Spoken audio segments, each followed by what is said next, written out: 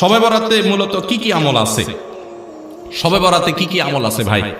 শবে বরাত উপলক্ষে ওই রাতে করার জন্য হাদিসে আলাদা করে এই আমল, এই নামাজ, এত সূরা, এতবার, এরকম কোনো কথা কোনো বিশুদ্ধ হাদিস দ্বারা প্রমাণিত না।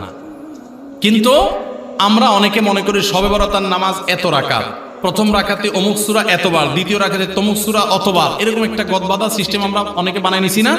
এগুলোর কথা কোনো হাদিস দ্বারা কিন্তু প্রমাণিত না। হাদিসের নামে, ইসলামের নাম মন গড়া কিছু করলে সেটা কিন্তু জায়েজ হবে না। তাহলে আমি কি করতে পারি? মধ্য শাবানের রাত, যেটাকে আমরা শবে বরাত বলি, এই রাতে আল্লাহ তাআলা বান্দাদেরকে সাধারণ ক্ষমা ঘোষণা করেন। এই রাতের একেবারে কোনো মর্যাদা নাই, ব্যাপারটা সেরকম না। মর্যাদা হলো যে আল্লাহ তাআলা বান্দাদেরকে সাধারণ ক্ষমা ঘোষণা করেন। তবে যার ভিতরে অন্যের প্রতি হিংসা আছে, শত্রুতা আছে, তাকে আল্লাহ মাফ করেন না। আর যে শিরকে লিপ্ত, আল্লাহ তাকে মাফ করেন না। আপনি মাজারে সিজদা করেন আর শবে বরাতে সারা রাত মসজিদে সিজদা করতেছেন আর কান্নাকাটি করতেছেন, লাভ নাই, কারণ আপনি শিরকে লিপ্ত। শবে বরাতে সাধারণ ক্ষমা বা মধ্য শাবানের রাতের সাধারণ ক্ষমার মধ্যে আপনি পড়বেন না। এই জন্য শবে বরাতে আল্লাহ তাআলা সাধারণ ক্ষমা যদি আপনি পেতে চান, তাহলে আপনার কি করতে হবে?